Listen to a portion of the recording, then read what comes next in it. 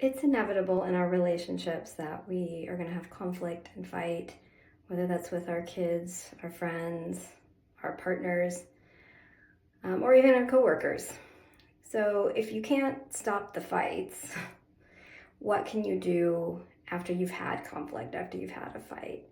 It's really important to think about the repair. How do you repair the relationship after you've had a conflict? And so, what I would recommend is just, you know, be humble in your approach with the other person that you've had conflict with.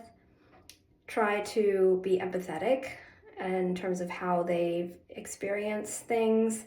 Even if you don't agree with their perspective, you can still try to understand where they're coming from and take ownership for what you've done in the relationship or in the conflict that has been problematic, and then try to find a compromise. So I know you worry a lot about, for example, the fights that you might have had with your kids, and you may feel like, man, I wish I could go back and change things, or the fight you had with your partner and you just want to hit the rewind button. I mean, you can't exactly hit the rewind button, it's already happened, but in a way you can with the repair. So I want you to feel hopeful that even if things didn't go well originally, the way you handle things after the fact makes all of the difference.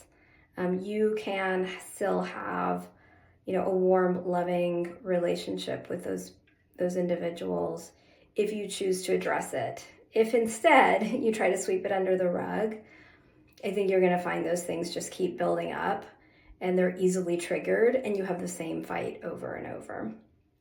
If you find you're in this position where you're having the same conflicts over and over, it's probably a good time to call a therapist to help you work through some of those conflicts. And we have people at Wilson Counseling who specialize in dealing with conflict in relationships and couples counseling. So give us a call today.